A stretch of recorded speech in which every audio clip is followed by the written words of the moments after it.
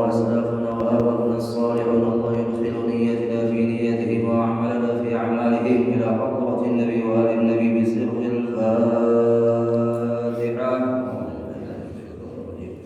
بسم الله الرحمن الرحيم الحمد لله رب العالمين الرحمن الرحيم إياك نعبد وإياك نستعين اهدنا الصراط المستقيم صراط الذين أنعمت عليهم غير المغضوب عليهم ولا الضالين.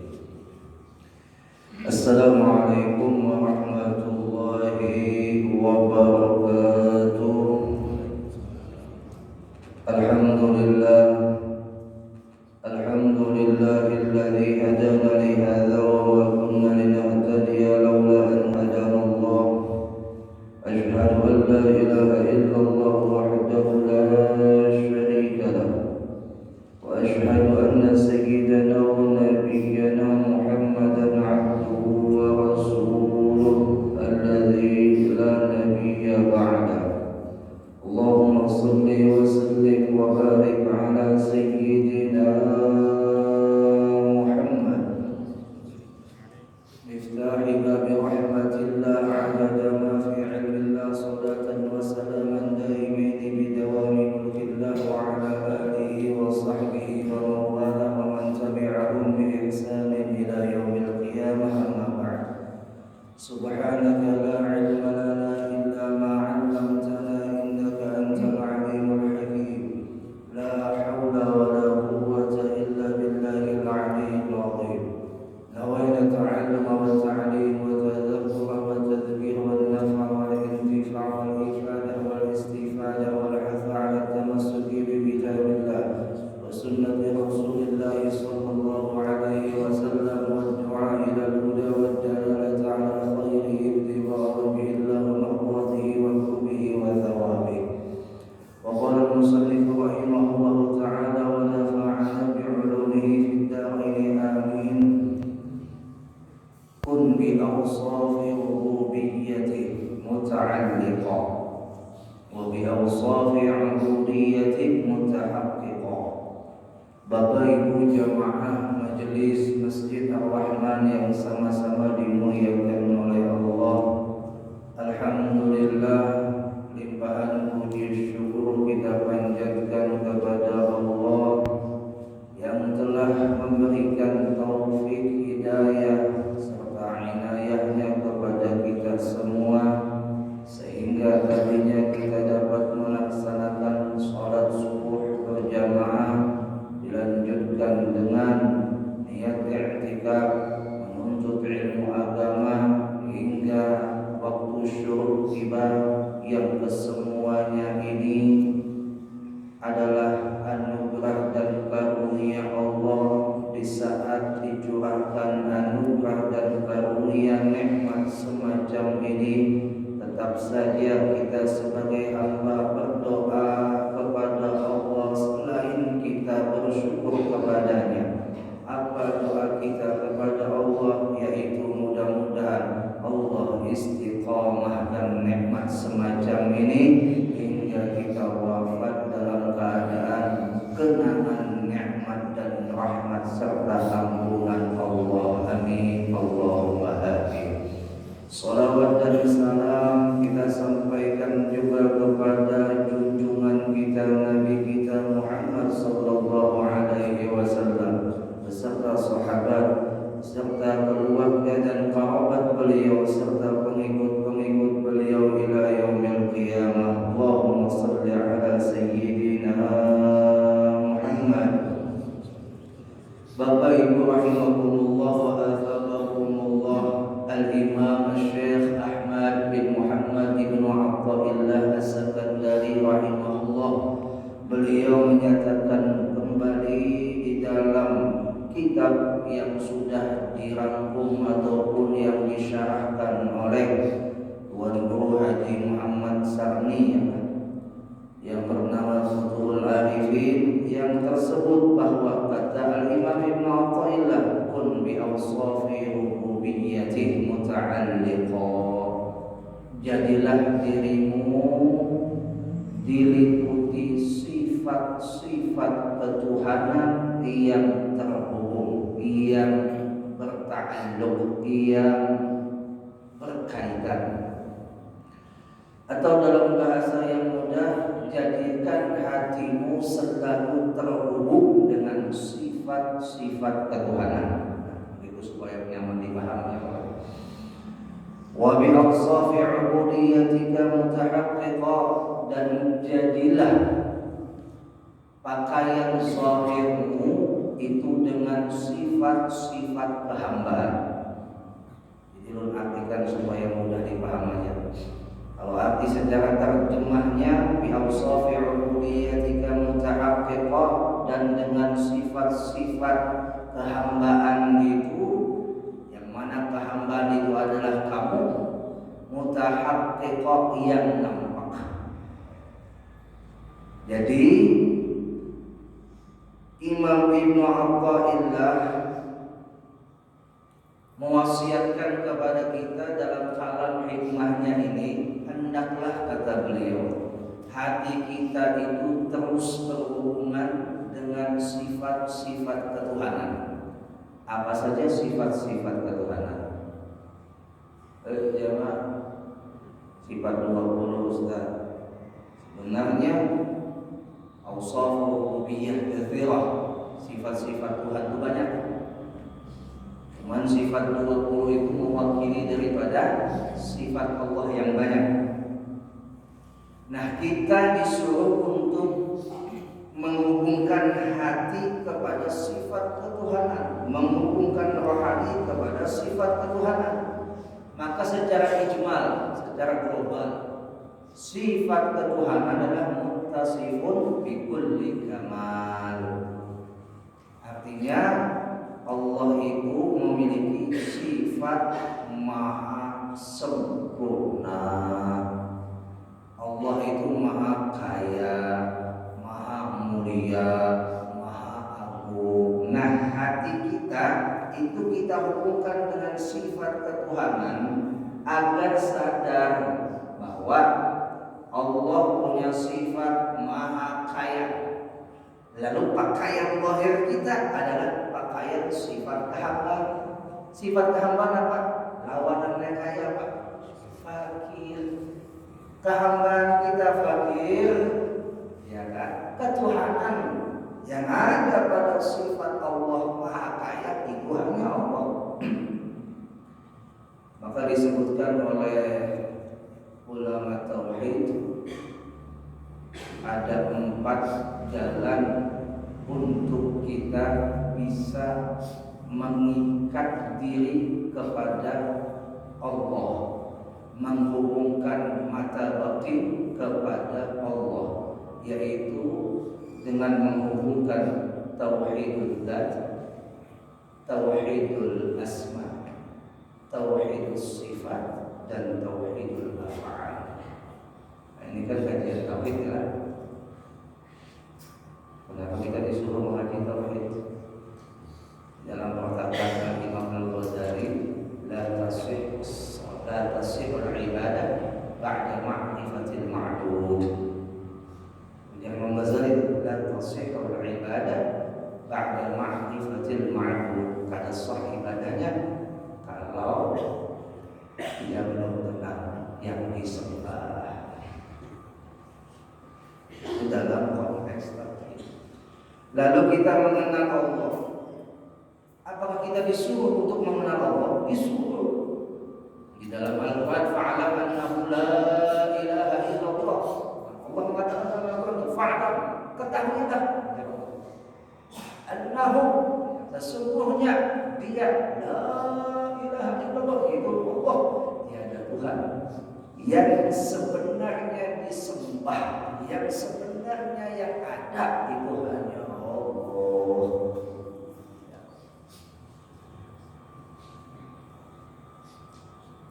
Di dalam hadis kursi kan itu Allah menyatakan, ujar Allah, untuk kanzan makhfiyah, aku itu laksana pembendaharaan yang tersembunyi. Ujar Allah, aku itu laksana pembendaharaan yang tersembunyi. Lam yu'raf, tidak ada satupun yang mengenaliku. Tidak ada satupun yang ma'rifat kepadaku. Namun aku jawab fa'ahbabtu an mu'arafa. Aku suka, aku cinta, aku ingin. Kan fa'ahbabtu bermakna mahabbah.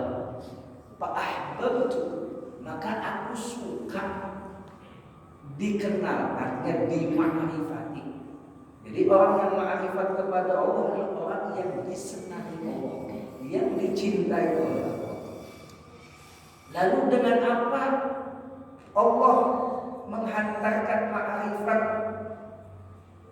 kepada dirinya sendiri, sedangkan pada saat itu yang tahu keadaan zatnya, keadaan segala apapun kepada zatnya hanya Allah. Lalu Allah jadikan fa khalaqtul khalqa, maka aku jadikan makhluk punya Allah. Supaya makhluk itu kenal lawan aku dan aku suka dikenal. Aku suka dimakrifati, kata Allah. Wa tajallaitu 'alaihim bin ni'am, dan aku nampakkan, ya kan,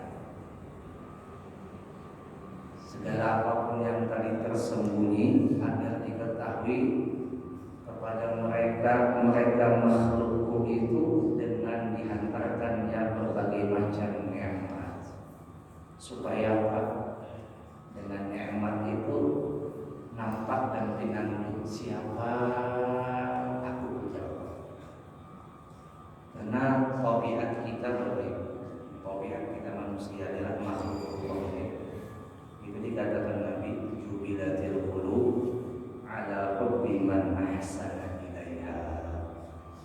Tabiatnya hati yang ada pada diri kita ya, itu condong cinta kepada orang yang sering berbuat baik kepadanya. Coba lihat ini. Munya ada orang tuh membaringi kita setiap hari sejuta, rutin setiap hari sejuta. Selain dia kenal orang-orang yang membaringi, kadang mungkin dia mau dibaringi, kadang ingin tahu siapa yang membaringi mungkin. Ya kan? Mungkin itulah terus-terusan gue dibaringi, ditransfer duit, ya kan? Tiba-tiba datang duit transferan di rekening dia atau amplop isi duit.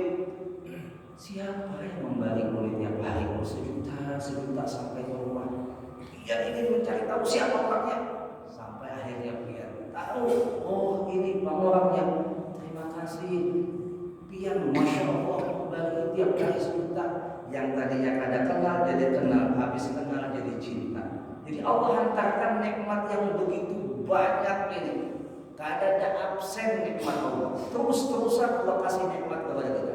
Yang maksiat dapat, yang kada maksiat dapat, yang taat dapat, yang beriman dapat, yang kada beriman dapat. Nah, Allah kasih supaya apa? Supaya ada condong hatinya ingin tahu siapa yang memberi nikmat ini. Tapi sayang, seribu kali sayang, ada saja manusia yang ketika diberi kada tahu siapa yang memberi. Nah, ini yang kita khawatirkan. Mudah-mudahan jangan sampai termasuk orang yang dikasih nikmat tapi kada mengenal lawan yang memberi nikmat.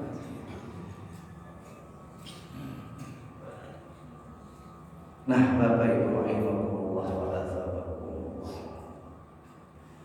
Kalau kita mentaklukkan hati kita kepada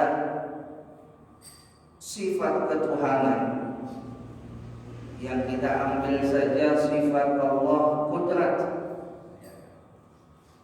Arti kudrat apa? Pak, apa kudrat artinya? Kuasa. Lalu pakaian zahir kita sifat kehambaan. Berarti kita apa? Lawanan kuasa apa? Lemah. Paham kita? Di mana kuatnya kita? Duduknya hamba apa? Iftiqar. Fakir. Berhajat. Kepada siapa? Kepada Allah. Kalau orang itu masih berhajat, berarti orang itu lemah. Biar sugihnya kayak Bapak Ibu, yang hidup nih di dunia nih tak punya bahajat lawan orang lain. Contoh, apakah sudah menjadi presiden itu tidak berhajat lagi kepada orang lain, malah semakin banyak hajatnya. Ya, butuh supir, butuh ajudan, menghajatkan pembantu. Ya, ayo, haraplah presiden. Udah, masih berharap bantuan orang lain. Siapa yang harap? Nah, pilihan beliau. Mendingan Allah yang harap, Allah yang kuat, Allah yang kuasa. Jadi pangkat jabatan yang diberikan oleh Allah kadang membuatnya terbang melayang tinggi, tapi semakin tumbuh semakin rendah. Ya,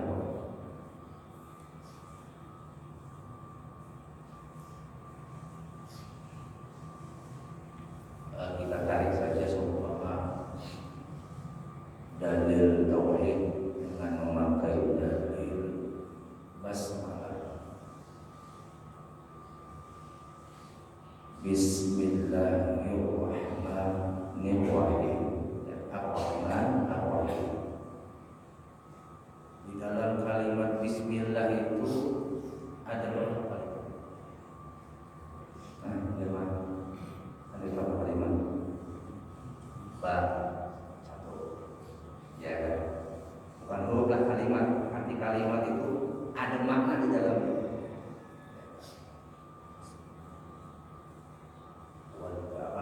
Al-kalam buat kalau dunia ada yang kata gini, al-kalam wal lafzul murakkabun mufidu bil waw. Jadi yang namanya kalam itu dapat dimengerti kan? Nah, satu kalimat. Dua, ismi yang hamzahnya dihilangkan. Dan di situ ada maksud dan makna yang tersirat.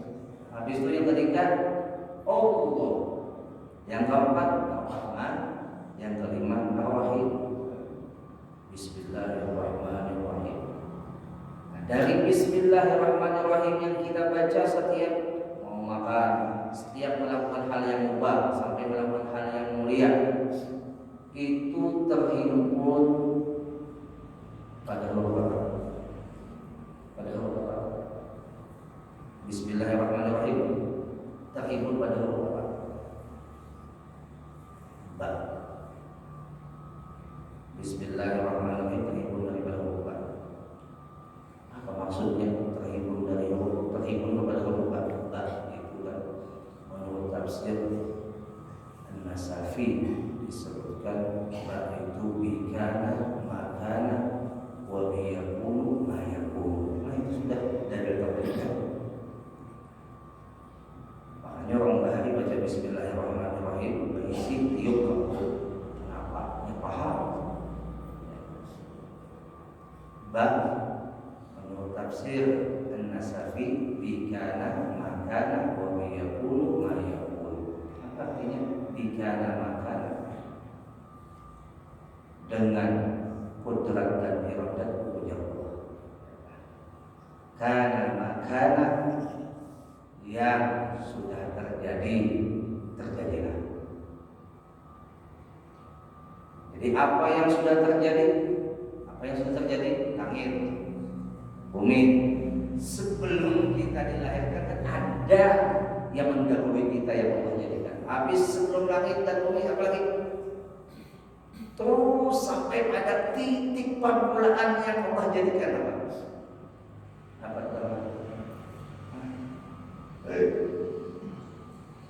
yang permulaan dijadikan Allah apa?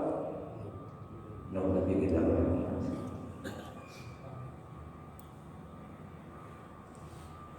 Yang sudah terjadi itu terjadi atas apa? Atas kudrat dan iradat, bukan terjadi dengan sendirinya.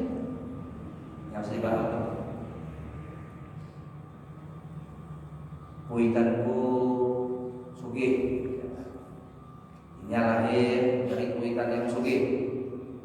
Kalau inya mengaplikasikan makna ba tadi, ya, di mana inya bisa sombong, yang sudah terjadi pada diri abahnya itu bukan kehendaknya, bukan kekuatan, sudah menjadi ketetapan Allah dengan kudrat dan iradatnya. Paham? Jadi yang terdahulu yang dilihat adalah Allah, yang akan datang yang dilihat adalah Allah. Di mana kita bisa lepas dengan Allah? Habis itu biyakunu ma yakun, dengan kudrat dan iradat Allah yang akan terjadi pasti terjadi. Yang akan terjadi pasti akan terjadi. Jadi sesuatu apapun yang akan terjadi pasti akan terjadi. Tapi siapa di balik itu? Paham lagi bibitnya tadi kan adalah kudrat dan iradat. Bab ulang menurut tafsir yang lain terhimpun pada titik bin nuqtatil musyiratil wahdah. Dengan titik itu mengisyaratkan yang esa, ya kan? Ala kathiril ala mawahiril kathirah, atas mazhar-mazhar yang banyak. Jadi titik itu satu, ya kan? Satu tadi memberikan nampaknya mazhar Allah yang banyak kepada siapa? Kepada makhluk-makhluknya yang Allah jadikan sebagai mazharnya. Maka tadi kan disebutkan Allah menjadikan makhluk untuk apa? An-mu'arafah, supaya dikenal Allah, supaya dimaarifati Allah. Lalu akhirnya titik ini pun siapa yang olah? Titik ini pun siapa? Allah. Lalu titik ini siapa lagi? Yang mengolah titik Allah, yang titik ini pun siapa? Ya disebutkan begitu. Dari titik disitulah ada angka 1, dari titik disitulah angka 2, dari titik disitulah angka 3, dari titik disitulah ada tombak, dari titik adalah macam-macam. Awalnya dari titik. Lalu di sini kita pula memahami bahwa kalau 2 itu adalah bilangan yang dihasilkan dari 1 tambah 1, sedangkan angka 1 itu bilangan yang tidak berasal dari bilangan apapun. Paham nggak ya? Kalau 2 berasal dari 1 tambah 1 2. Sedangkan 1 kan dari bilangan mana?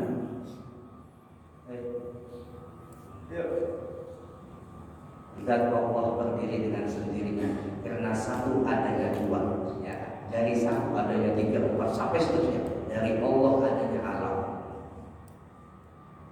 Allah kan dari siapa? Ada dat. Logikanya 1 dari mana? Timbulnya 1 dari mana? Ya 1 berdiri dengan sendirinya. Itulah ada Allah. Jadi segala apapun yang kita lihat, segala apapun yang kita rasa, segala apapun yang kita dengar, bahkan yang kita cium, sekalipun ya kan masalah rasa masih menyatu pada bani, masih itu asal dari mana? Rasa itu merasakan garam, ya. Bisa nggak yang sebut masin itu adalah garam itu bercampur banyu. Lalu yang disebut banyu dan garam itu tidak menyatu pada Allah. Apabila pian minum banyu putih yang bercampur garam tadi masin, lalu pian katakan oh garam banyu ketika campur menjadi satu, berarti bahasanya kalau orang ma'rifat bersatu tapi tidak menyatu, bercerai tapi tidak bercerai. Allah mantap dalam lembah ya kita. Nah, Bapak Ibu rahimahullah, ada perihal yang namanya ilmu tauhid adalah ilmu mengesahkan yang banyak kepada yang satu. Jadi yang melihat apapun di dunia ini terlihat yang satu gitu aja. Nah, itu kesimpulannya. Nah, lalu dengan kalam hikmah Imam Ibnu Athaillah As-Sakandari rahimahullahu taala ini adalah supaya kita itu dalam beribadah kita kada rusak. Karena apa? Karena ibadah itu hakikatnya adalah kewajiban untuk kita. Untuk apa lagi? Untuk menunaikan hak Tuhan kita, ya kan? Untuk kita, dan tugasnya apa? Menunaikan hak Tuhan kita. Haknya Allah apa? Disembah. Ya, kewajiban kita apa? Menyembah. Lalu kewajiban kita menyembah Allah ini, yang kita melaksanakan sembahyang 5 waktu ini, ada lagi kewajiban di dalam sembahyang itu apa? Mengisi sembahyang itu dengan ilmu. Ada ilmu fikih, ada ilmu tauhid, ada ilmu tasawuf, supaya sembahyang kita tadi diterima dan berisi. Kalau saja kita terpatok hanya sembahyang aja, maka sembahyang kita yang kadang kita isi sembahyang aja, pada perlu belajar, pada perlu menambah isi, maka sembahyang kita itu hanya terpatok kepada kuantitas tapi tidak pada kualitas. Taulah kuantitas, jumlah sembahyang yang banyak tapi isinya nol. Bagaimana kita bisa menyeimbangkan antara kualitas dengan kuantitas? Banyaknya ibadah yang Allah tolongi kepada kita, Allah tolongi pula pinandu yang kita coba, yang kita ibadahi. Akhirnya kita kenal yang namanya sembahyang itu tadi kewajiban. Di dalam sembahyang kita penuhi kewajibannya dengan ilmu, ada ilmu fikih, syarat rukunnya kita pelajari, alhamdulillah atas taufiknya Allah. Lalu setelah itu kita isi lagi dengan ilmu tauhid, bahwa sembahyang kita pun kada beramal kecuali ditolong oleh Allah. Kada mau kita melakukan sembahyang kecuali pertolongan Allah. Kada ada akunya di situ sembahyang, kada ada lagi aku yang puasa yang sembahyang, tapi Allah yang menguasakan kita sembahyang. Lalu kita masuk lagi ilmu tasawuf, adab-adab dalam sembahyang, adab hati, adab zahir dalam sembahyang. Maka laksana bangunan itu, kalau pengen bangun rumah, fondasi rumah itu adalah tauhidnya, bangunan dinding, ya kan, dan atap itu adalah fikihnya, hiasannya cat, lampu itu adalah tasawufnya. Baru bisa dikatakan rumah itu sempurna. Kalau pengen bangun rumah, ya kan, ada bertauhid, berarti ada fondasi, maka rumah itu roboh. Kalau pengen mola rumah, kada berfikih, cuma hanya bertauhid, ya kan, berarti fondasinya aja terbangun, dindingnya kada terbangun, atapnya kada terbangun, belum juga disebut rumah. Biar berfondasi itu bertauhid, berfikih sudah dua, tapi kada bertasawuf, maka rumahnya angker, gelap, kada kecat, jadi gudang lain rumah. Maka ibadah seperti itulah. Jadikan ibadah kita ada fondasinya itu tauhid, ada dinding dan atapnya, naungan keselamatan, kenyamanan juga adalah dengan ilmu fikih ibadah kita tadi. Habis itu yang ketiga adalah dihiasi ibadah itu dengan tasawuf. Nah, Bapak Ibu rahimakumullah wa a'lamukumullah, mudah-mudahan Allah berikan hidayah taufik kepada kita barangkali untuk bisa menjalani hidup ini tambah ma'rifat, tambah taqwa, tambah pinandu lawan Allah, jangan tambah taqwa, tambah ma'rifat lawan dunia, jangan naudzubillah min dzalik. Maka sebagai penutup, sebagaimana yang disampaikan oleh ulama-ulama kita dulu, mereka tidak akan melupakan nasihat-nasihat yang berhubungan dengan keadaan yang akan dihadapi. Dan ini yang kita sampaikan adalah nasihat-nasihat mereka, bukan nasihat kita. Apa kata mereka ketika kita dihadapkan hari waktu yang di dalam waktu atau hari itu banyak wanti-wanti atau dalam orang-orang lalu lintas itu tanda serupa hati-hati. Maka di sini kita disuruh berhati-hati, bukan hanya hadiah vaksin jalan.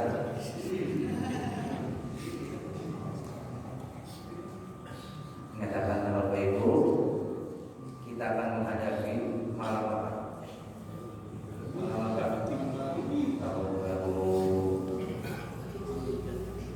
Takutan, khawatir terjangkitnya virus Omikron, kan namanya ini, yang tasmiah bahasa Allah. Ini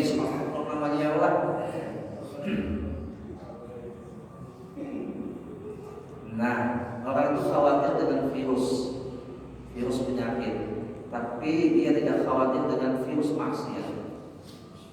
Nah, sedangkan malam tahun baru itu Bapak Ibu banyak sekali virus maksiat. Jaga anak kita, bahkan diri kita, jangan ikut berbaur kalau bisa. Diusahakan jangan ikut berbaur, jangan ikut turun ke jalan kalau tidak ada kepentingan. Kenapa? Awas virus maksiat malam itu bertebaran.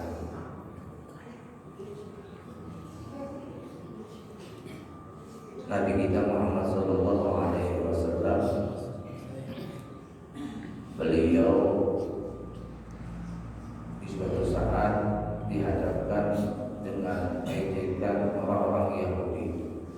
Orang Yahudi ada Muhammad itu kiblatnya mau kasih kiblat kita, umpamannya Muhammad yang Yahudi kemana dulu kiblatnya kita?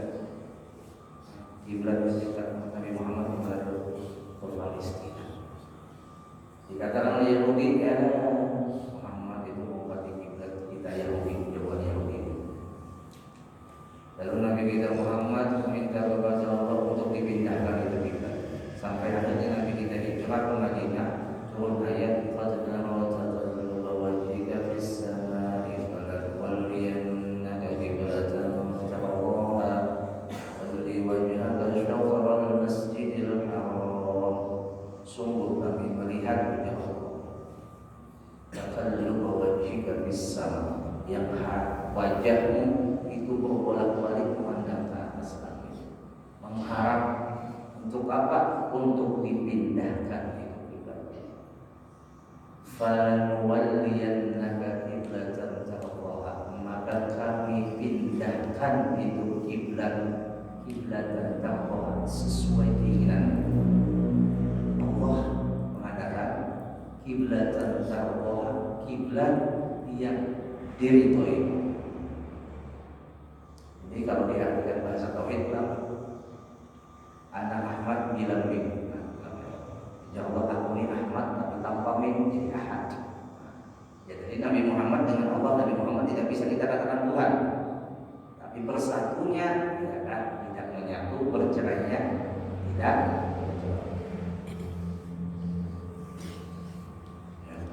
Lalu akhirnya Allah suruh fawalli wajhaka syatral masjidil haram, wahai kekasihku Muhammad, pindahkan wajahmu, hadapkan kiblatmu kemana? Ke Masjidil Haram. Bayangkan Bapak Ibu, padahal kiblat ke Palestina itu Allah yang menetapkan pada zaman nabi-nabi sebelum Nabi Muhammad, ya kan? Allah yang menetapkan, dan itu kiblat para nabi-nabi sebelum Nabi kita Muhammad. Karena hanya disama-samakan oleh Yahudi, Nabi kita ada rela, beliau minta kepada Allah untuk minta pindahkan. Hanya alasan disamakan oleh orang yang tidak diridhoi Allah. Golongan yang tidak disukai oleh Allah, golongan mereka yang kafir kepada Allah, itu menyamakan dengan apa yang dilakukan oleh Nabi kita Muhammad, dan Nabi kita Muhammad kadang mau disamakan. Bagaimana kalau ikut merayakan? Kiasnya orang kalau dalam bahasa yang mubalaghah, tasbih baligh, ya kan begitu. Tasbih baligh itu disamakan, dia kadang mau, apalagi merayakan. Itu bahasa. Kalau dalam bahasa Quran, wala taqul lahum uff, jangan kamu katakan kepada kuitan itu uff, cek. Berarti memukul boleh kan? Kada boleh. Berarti tasbih balighnya kan mengata ceh, ya kada boleh. Apalagi memukul, dan begitu bahasa, ya kan? Bahasa di dalam mukul. Bahwasanya apabila Nabi kita itu kada pun disamakan dengan gawai sebelah, apalagi merayakan. Satu sudah. Dua, hari Asyura, ya kan? Nabi kita Muhammad Sallallahu Alaihi Wasallam pada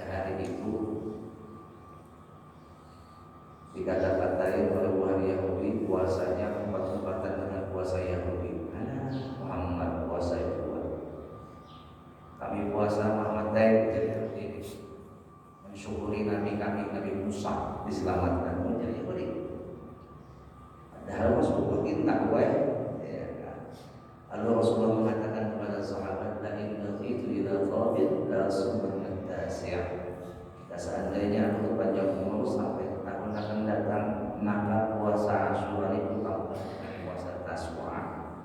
Supaya apa? Supaya kada sama puasa kita kata Nabi dengan puasa mereka.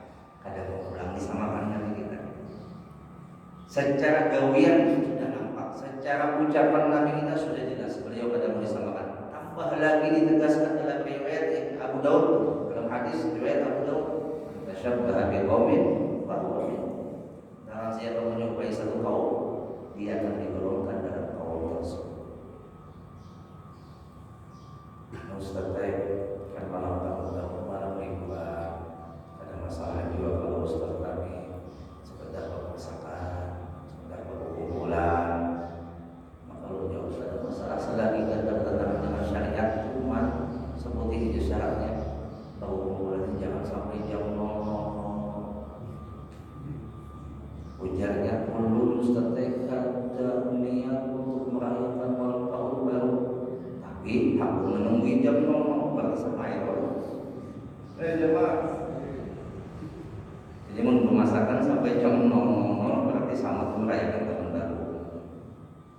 Kenapa? Karena inti perayaan bubuhannya sebelah itu pas jam 00, ya, jam 12. Nah, apabila kita hendak berkumpulan silakan, hendak baca maulid silakan, hendak baca burda silakan, tapi kada perlu kita harus nunggu jam 12. Tuntutan belikan gulingan atau bahasa bijaknya mun kita itu tak harus tepat, mun tak harus tepat juga nggak harus tepat. Yang bahari-bahari sudah ada.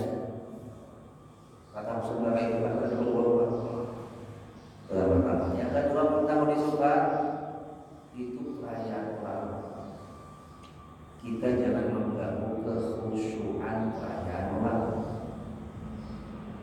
Ini kadang kita yang bukan ampun perayaan, Pak ianya pada yang ampun perayaan. Sobat kadang.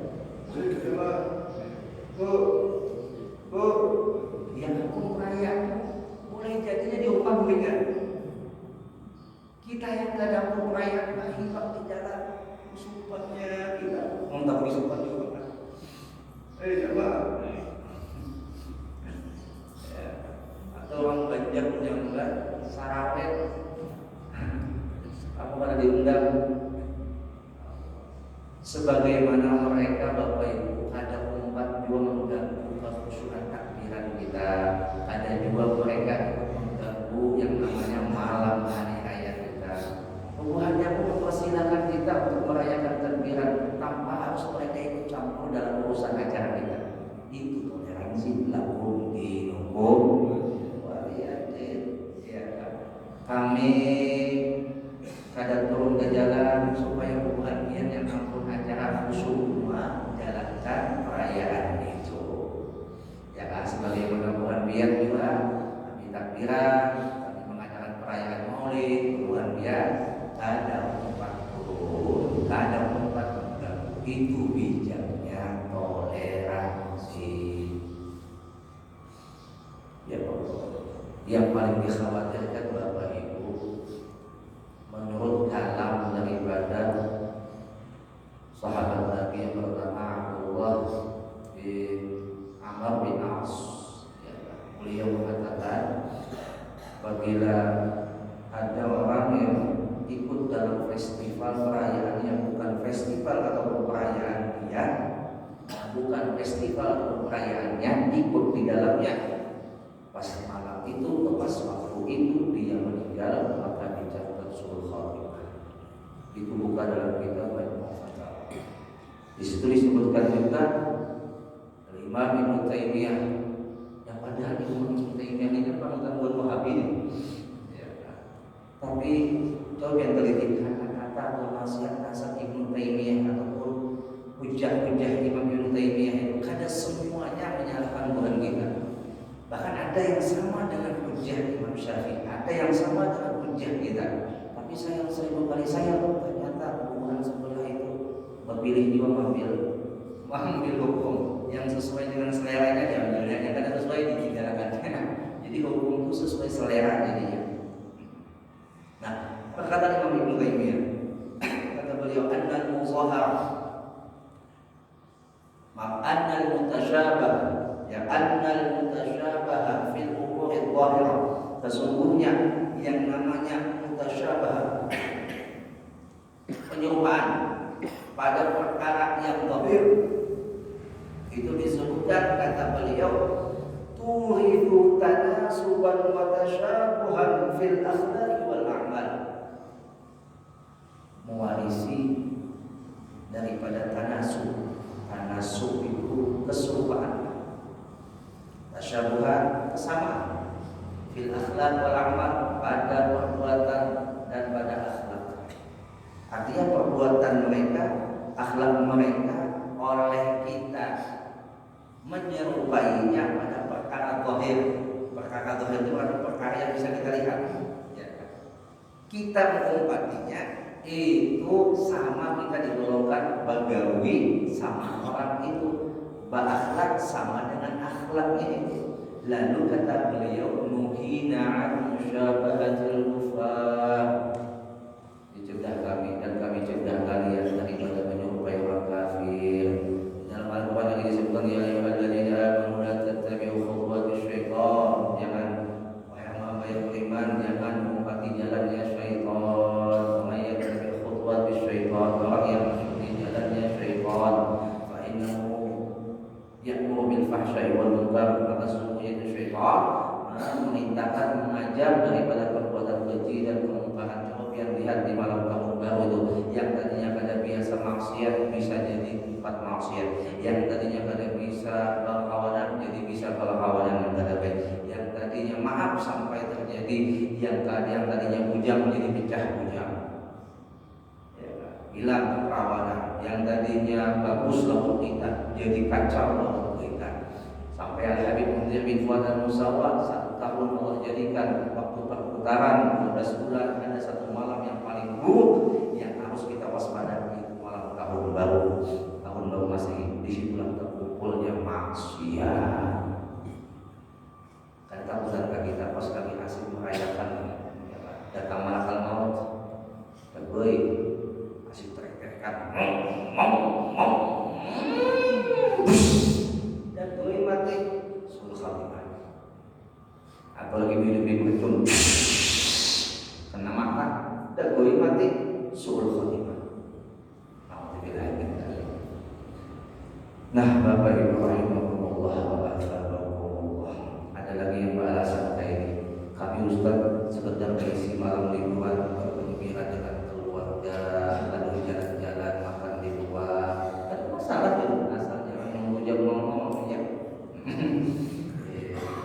Tapi Ustaz, gembira itu kan ada dilarang, malah kita disuruh untuk gembira, mensyukuri nikmat. Iya, ada dilarang mensyukuri nikmat, bukan dilarang, cuma dikirakan mau biar gembira tapi Rasulullah kecewa, apa hasilnya? Mau biar gembira tapi kuikan biar kadar itu, apa hasilnya? Mau biar gembira tapi Allah kadar itu dengan kegembiraan dia, apa hasilnya? Carilah kegembiraan yang di dalamnya ada ridho Allah. Carilah kegembiraan yang di dalamnya ada kegembiraan Rasulullah. Carilah kegembiraan yang di dalamnya ada ridhonya Mama dan Abah. Dan kegembiraan seperti itulah kegembiraan yang menyelamatkan kita, yang Allah hantarkan wasilah sebab dari kegembiraan yang diridhoinya akan dipenuhinya kita kegembiraan dunia akhirat. Mudah-mudahan amin Allahumma amin. Sekedar saran, sekedar pesan, terserah aja mau mati silakan, mau ngajar silakan. Karena menurut ulama, menurut kaidah fikih, at-takhalli 'ala al-ikhtilaf sunnah, ya kan, menjauhi daripada perbedaan pendapat ulama itu sunnah hukumnya. Kalau di situ ada yang membolehkan ulama sebelah, misalnya ada yang membolehkan, ya kan.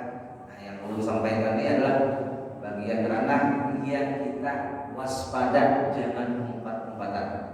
Nah, pilih yang mana biar, maka kalau menurut kaidah fikih pilih yang jangan diumpat. ditepati. Walaupun ada perbedaan pendapat tentang kehati-hatian, jaga-jaga. Sehingga dengan kehati-hatian itu, dengan kehati-hatian itu, walaupun ada beda pendapat itu ada alasan toleransi, alasannya macam-macam terserah. Bagi mereka yang berpendapat seperti itu, di pendapat dari guru-guru kita sampai yang suku-sukunya tidak dihitung ujian. Aku kadain kok muridku malam tahun baru keracunan, kamu tidak udah itu saja. Yang merasa jadi murid tanpa kumpul, tanpa racun, berarti sudah mendapatkan dari itu aja perguruan. Bukan itu, ada rekam jejaknya.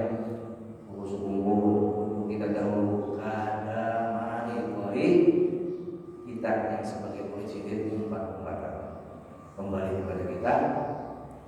Mau keadaannya, insya Allah kalau yang mau mengikuti perkataan mereka yang insya Allah itu menyelamatkan kita, sebab menyelamatkan kita, insya Allah kita selamat, mudah-mudahan amin. Tapi kalau kita tidak mengupati ulama sebelah, maka ulama sebelah yang tanggung jawab, ya kan? Alhamdulillah. Ya. Itu aja yang disampaikan.